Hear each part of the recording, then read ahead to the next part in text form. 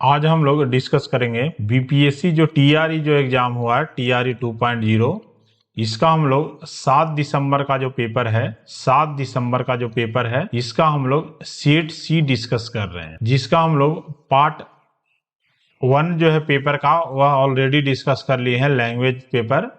इसमें हम लोग पार्ट 2 डिस्कस करेंगे, जनरल स्टडीज जो पेपर है इसका हम लोग।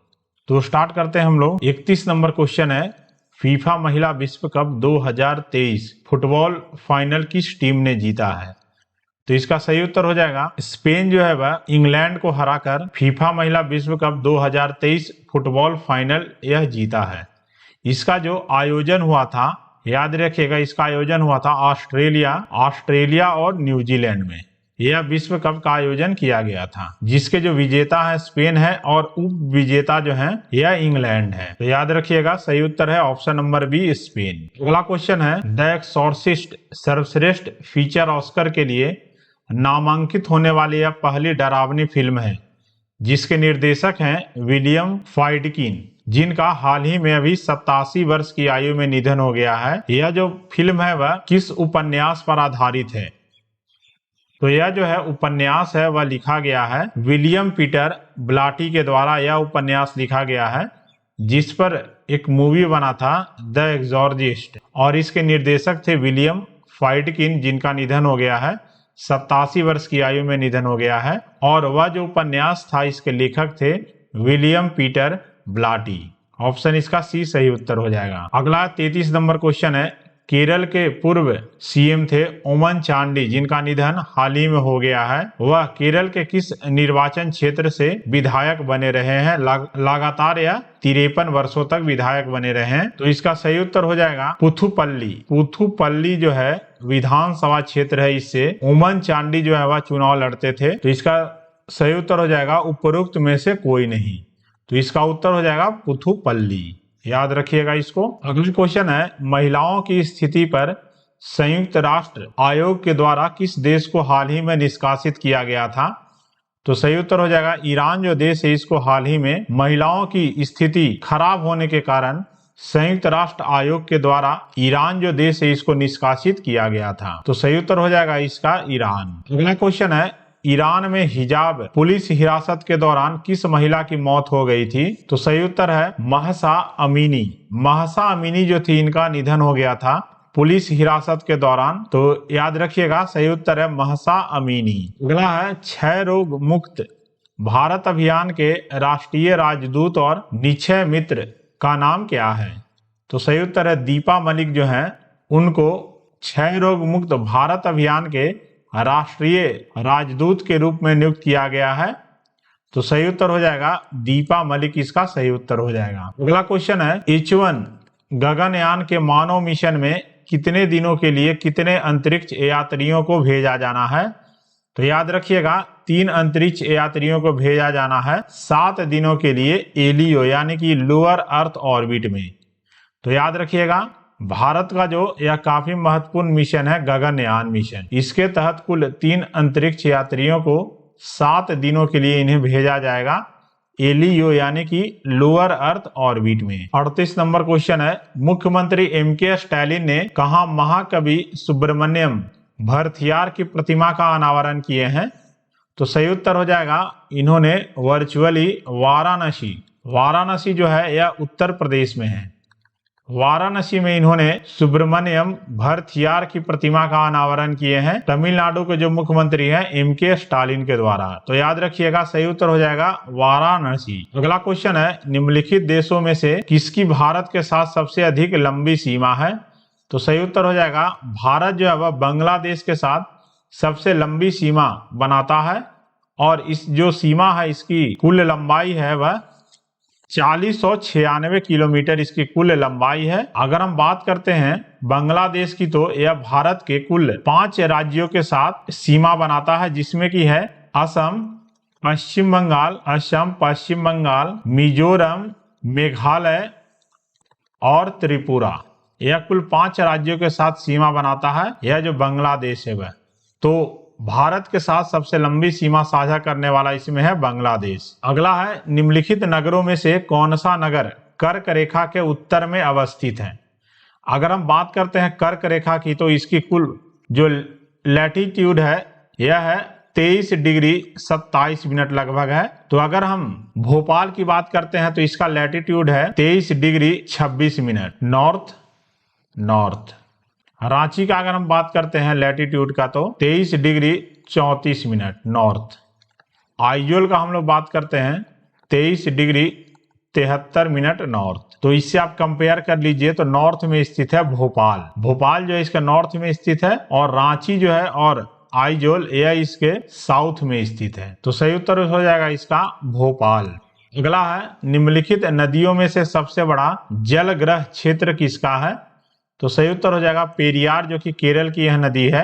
इन जो ऑप्शन दिया हुआ है नदी, इसमें से सबसे बड़ा जलग्रह क्षेत्र जो है वह पेरियार नदी का है। तो याद रखिएगा इसको। अगला है थार्नवेट की योजना के अनुसार पूर्वी बिहार की जलवायु किस प्रकार की है? तो जो पूर्वी बिहार की जो जलवायु है वह CWG प्रकार की है। तो याद रखिएगा CWG हो जाएगा। तो सही उत्तर हो जाएगा इसका उपर्युक्त में से कोई नहीं। तो ऑप्शन ई इसका सही उत्तर है। अगला क्वेश्चन है मोटा अनाज की चमत्कारिक अनाज और भविष्य की फसल कहा जाता है, तो क्यों कहा जाता है? तो इसमें सूखी सहिष्णु फसल सही है। कुछ पोषक तत्व की दृष्टि से चावल और गेहूं के बराबर यह भी सही है। तो सही उत्तर इसका ऐसे ही हो गया, उपरोक्त में से एक से अधिक इसका सही उत्तर हो जाएगा। अगला जो क्वेश्चन है 44 नंबर क्वेश्चन है भारत के कुल भूमि क्षेत्र में पर्वतों का हिस्सा कितना है? तो अगर हम बात करते हैं भारत के कुल भूमि क्षेत्र की तो इसमें अलग अलग जो क्षेत्र है इसका हिस्सा की बात करते हैं हम लोग। पर्वत जो है लगभग 29% है, पठार जो है वह लगभग 28% है और मैदान जो है वह लगभग 43% है। तो आप एप्रोप्रिएट जो है ऑप्शन नंबर ए इसका सही उत्तर हो जाएगा। अगर आप एग्जैक्ट 29% करना चाहते हैं तो उपर्युक्त में से कोई नहीं इसका सही उत्तर हो जाएगा, क्योंकि 29% है। तो इसका आयोग के द्वारा जो आंसर आएगा उसमें चेक कर लेंगे कि इसका सही उत्तर कौन सा दिया हुआ है, लेकिन आप इसका ऑप्शन नंबर ए इसका सही उत्तर लिखिएगा। अगला है जीवाश्म ईंधन किस प्रकार के संसाधनों के उदाहरण है? तो सही उत्तर हो जाएगा इसका गैर नवीकरणीय संसाधन जो है इसका उदाहरण है जीवाश्म ईंधन। तो याद रखिएगा यह गैर नवीकरणीय का यह संसाधन का उदाहरण है जीवाश्म ईंधन। तो याद रखिएगा इसको। अगला क्वेश्चन है चंद्रयान 3 जो है इसको कहां से प्रक्षेपित किया गया था? तो याद रखिएगा इसे श्रीहरिकोटा जो है वह आंध्र प्रदेश का यह एक आइलैंड है। आइलैंड यानी कि यह एक द्वीप है आंध्र प्रदेश का, जहां से चंद्रयान 3 जो है इसको प्रक्षेपित किया गया था। तो सही उत्तर हो जाएगा श्रीहरिकोटा। पारादीप जो है यह उड़ीसा में स्थित है और थुम्बा जो है वह केरल में स्थित है। अगला है महात्मा गांधी का राजनीतिक गुरु कौन था? तो सही उत्तर हो जाएगा गोपाल कृष्ण गोखले। गोपाल कृष्ण गोखले जो थे वह महात्मा गांधी के राजनीतिक गुरु थे। तो सही उत्तर हो जाएगा उपर्युक्त में से कोई नहीं। ऑप्शन नंबर ई इसका सही उत्तर हो जाएगा। अगला चंपारण आने के लिए किसने गांधी जी को राजी करने के लिए निर्णय लिया था?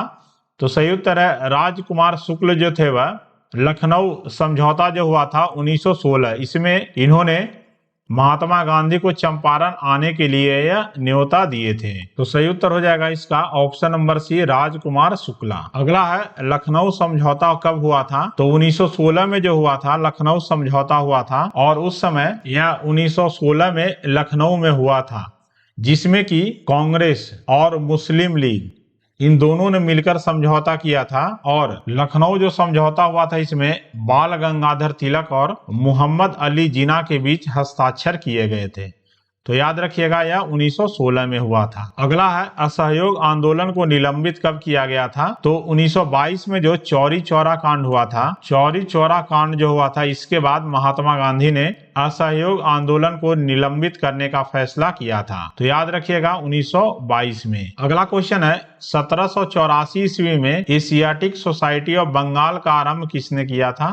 तो सही उत्तर हो जाएगा विलियम जोन्स के द्वारा 1784 ईस्वी में एशियाटिक सोसाइटी ऑफ बंगाल का आरंभ किया गया था विलियम जोन्स के द्वारा। तो ऑप्शन नंबर इसका बी सही उत्तर हो जाएगा। अगला क्वेश्चन है 52 नंबर क्वेश्चन 1912 में पटना में होने वाले भारतीय राष्ट्रीय कांग्रेस के अधिवेशन के अध्यक्ष कौन थे? तो सही उत्तर है RN मुधोलकर जो थे वह भारतीय राष्ट्रीय कांग्रेस के अधिवेशन के अध्यक्ष थे 1912 में, जो कि पटना के बांकीपुर में हुआ था, RN मुधोलकर। अगला क्वेश्चन है 1942 के आंदोलन में लोगों ने सियाराम सिंह की अगुवाई में कहां पर राष्ट्रीय सरकार की स्थापना की घोषणा की थी? तो सही उत्तर इसका हो जाएगा भागलपुर में। 1942 के आंदोलन में लोगों ने सियाराम सिंह की अगुवाई में राष्ट्रीय सरकार की स्थापना की घोषणा किया था। इसका उत्तर हो जाएगा प्रोबेबल यहाँ भागलपुर हो जाएगा सही उत्तर। अगला क्वेश्चन है 1857 के विद्रोह के दौरान ब्रिटिश सेना के किस सेनापति को कुंवर सिंह के विरुद्ध भेजा गया था? तो सही उत्तर हो जाएगा ब्रिटिश सेना के जो सेनापति थे इनका नाम था विलियम टेलर। विलियम टेलर जो थे इनको कुंवर सिंह के विरुद्ध भेजा गया था। तो इसका सही उत्तर हो जाएगा ऑप्शन नंबर ई, उपर्युक्त में से कोई नहीं। सही उत्तर हो जाएगा विलियम टेलर। नेक्स्ट अब है एप्टीट्यूड का जो क्वेश्चन है, इसको हम लोग डिस्कस कर लेते हैं। तो 55 नंबर जो क्वेश्चन है, 8,000 रुपए पर 2 वर्ष 4 महीने के लिए 15% प्रति वर्ष की दर से चक्रवृद्धि ब्याज जो वार्षिक रूप से संयोजित होता है यह कितना होगा? तो हम लोग जानते हैं इसका अमाउंट बराबर होता है principal into 1 plus rate by 100 to the power n। तो यहाँ प्रिंसिपल दिया हुआ है 8,000, 1 प्लस रेट दिया हुआ है 15 divided by 100 to the power यहाँ n दिया हुआ है, यानी कि वर्ष दिया हुआ है 2 वर्ष 4 महीने। तो पहले हम लोग 2 वर्ष का निकाल लेते हैं कितना आता है, उसके बाद हम लोग इसका देख लेंगे। तो इसको आप निकाल लो, 8,000 2 वर्ष का हम लोग पहले निकाल लेते हैं। 3 5 15 20 5 100, तो 1 प्लस 3/20 टू दी पावर 2। इसका हो जाए 8,000 इंटू 23/20 का पावर 2। तो इसका हो जाए 8,000 इंटू 23/20 इंटू 23/20। इसका उत्तर हो जाएगा 10,580। तो यहाँ 4 मंथ और ज्यादा है, यानी कि यह 10,000 से 580 से ज्यादा होगा। तो सही उत्तर हो जाएगा इसका उपर्युक्त में से कोई नहीं। ऑप्शन नंबर ई इसका सही हो जाएगा, उपर्युक्त में से कोई नहीं हो जाएगा। अगला क्वेश्चन है, एक उम्मीदवार को मतदान के 35% वोट मिले हैं, वह अपने प्रतिद्वंदी से 2250 वोट से हार गया। यदि मतदान के लिए केवल 2 उम्मीदवार हों तो कुल कितने वोट पड़े? तो याद रखिएगा, इसमें मान लेते हैं कि जो ए है इसको 35% वोट पड़ा है, तो बी को कितना पड़ेगा 100 माइनस 35 यानी कि 65%। इसके बाद हम लोग दोनों का डिफरेंस निकाल लेते हैं, ए माइनस बी कितने अंतर से यह जीता, तो 65 माइनस 35 इक्वल टू 30% से। अब हम लोग निकाल लेते हैं 30% कितना, एक्स का अगर हम लोग है 2250 वोट से यह टोटल जीतता है, तो एक्स इक्वल टू हो जाएगा 2250 बार 30 इंटू 100, यह टोटल आ जाता है 7500। आप इसको कैलकुलेट कर लीजिएगा। तो टोटल जो है 7500 वोट यहाँ मिला है, तो सही उत्तर हो जाएगा यहाँ 7500 वोट बढ़ा है टोटल, तो सही उत्तर हो जाएगा 7500 वोट। अगला है, यदि किसी समानांतर श्रेणी के पहले 14 पदों का योग है 1050 दिया हुआ है और इसका पहला पद 10 है, तो इस समानांतर श्रेणी का 20वां पद क्या है? समानांतर श्रेणी हो जाएगा यानी अर्थमेटिक प्रोग्रेशन। इसका 14 पदों का योग दिया हुआ है, यानी इसका जो होता है सम का जो फॉर्मूला होता है n divided by 2 2a plus n minus 1 into D. तो टोटल योग दिया हुआ है कितना 1050 दिया हुआ है, n का वैल्यू हो जाएगा 14 डिवाइडेड बाई 2 2a, a दिया हुआ है 10 प्लस टोटल दिया हुआ है 14 यानी कि 13 डी आ जाएगा, यहाँ 7 यहाँ आ जाएगा 150 is equal to 20 plus 13d, 130 equal to 13d यानी कि d हमारा आ जाएगा, यानी कॉमन डिफरेंस आ जाएगा 10। अब हमको बोल रहा है इस श्रेणी का 20वां पद क्या है, तो 20वां पद का मतलब हो गया a plus 19d equal to a है 10, a का वैल्यू 10 है प्लस 19 इंटू 10, 190 प्लस 10 200। इसका सही उत्तर हो जाएगा ऑप्शन नंबर बी सही उत्तर हो जाएगा 200। अगला है 58 नंबर क्वेश्चन है, 10,000 मूल्य के एक गैजेट है, इसका मूल्य जो है प्रति वर्ष 10% की दर से घट रहा है, तो कितने वर्षों में इसका मूल्य घटकर 6561 हो जाएगा? तो सबसे पहला हम लोग देखते हैं 10,000 इसका मूल्य है, पहला साल कितना घटा 10%, इसका हो जाएगा 100 यानी 9,000 हो गया। इसके बाद यहाँ 900 घटा, यहाँ दूसरा साल हो गया तो 8100 आ जाएगा। इसके बाद फिर घटेगा, तीसरा साल घटेगा 810, लगभग 7290 आ जाएगा। चौथा साल 729 रुपया घटेगा 4th ईयर, तो यह लगभग आ जाएगा ₹6561। तो याद रखिएगा इसको 4 साल इसका सही उत्तर हो जाएगा, यानी इसका जो मूल्य है वह 4 साल में 10,000 से घटकर आ जाएगा ₹6561। अगला क्वेश्चन है, यदि 2 पुरुष और 3 महिलाएं एक काम को 8 दिनों में और 3 पुरुष और 2 महिलाएं 7 दिन में कर सकते हैं, तो 5 पुरुष और 4 महिलाएं जो है एक साथ मिलकर कितने दिनों में यह काम को पूरा करेंगे।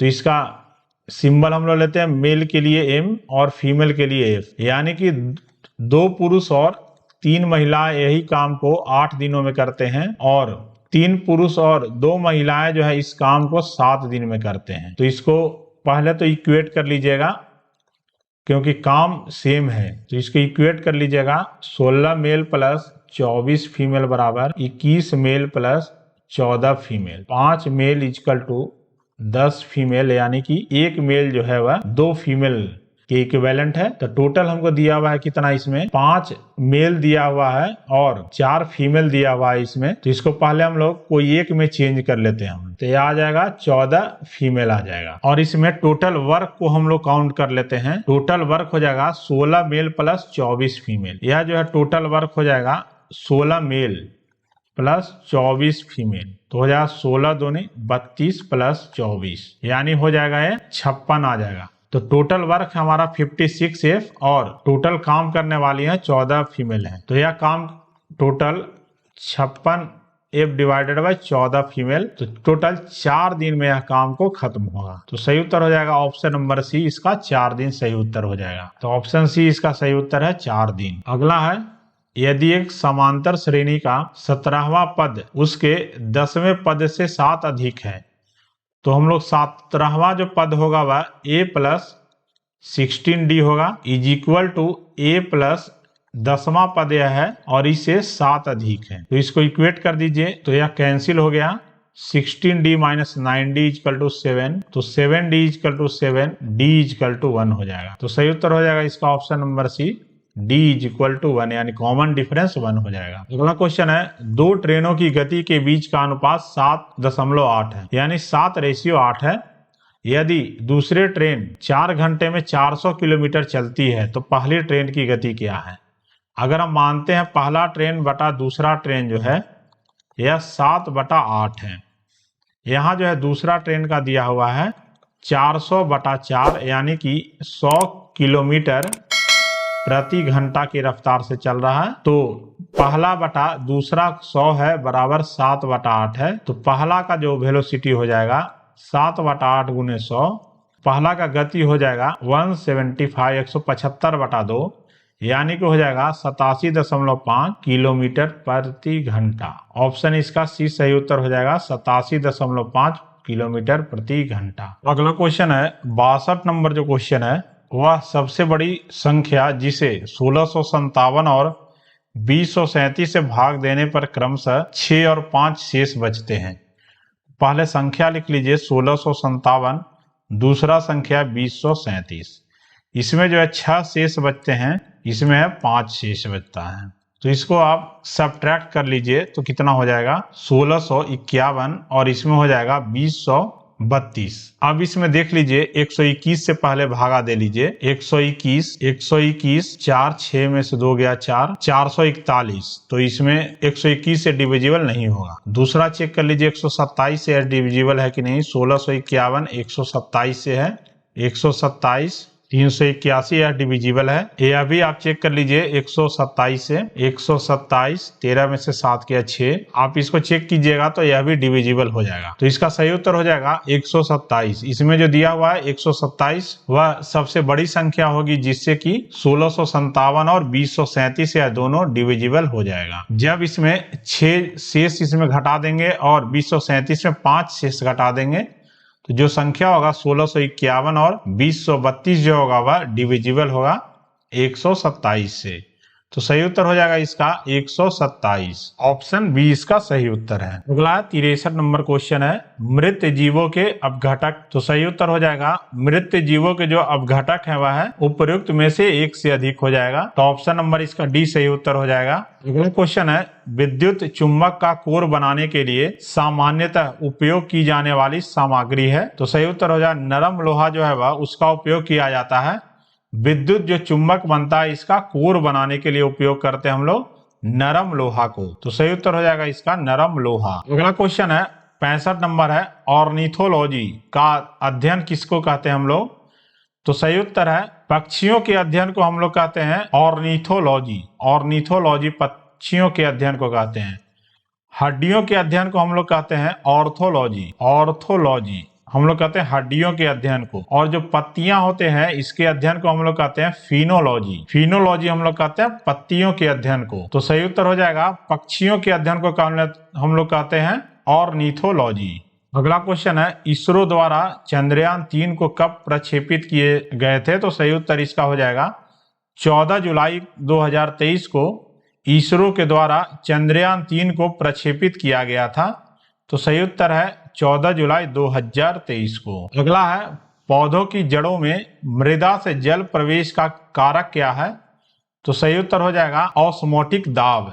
ऑस्मोटिक दाब इसको हम लोग कहते हैं या परासरण। तो सही उत्तर हो जाएगा ऑस्मोटिक दाब के कारण ही जड़ में जो है वह मृदा यानी मिट्टी से जल प्रवेश करता है ऑस्मोटिक दाब के कारण। अगला है पानी में घुलने पर उसे कठोर बनाने वाला यौगिक कौन सा है? तो सही उत्तर है option number B calcium bicarbonate.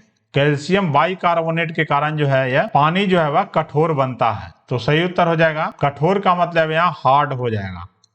Hardness जो वाटर का है वह कैल्शियम बाइकार्बोनेट के कारण होता है। अगला है जल परागित पुष्पों में पराग कण होते हैं। तो सही उत्तर है हल्के और चिकने होते हैं। जल परागित पुष्पों में परागन जो होते हैं वह हल्के और चिकने होते हैं। तो सही उत्तर हो जाएगा इसका ऑप्शन नंबर ए। अगला क्वेश्चन है कौन सी ग्रंथि दोनों अंतःस्रावी और बाह्यस्रावी के रूप में कार्य करती है? तो सही उत्तर हो जाएगा इसका आग्नेयाशय, या इसको हम लोग अंग्रेजी में कहते हैं पैंक्रियाज।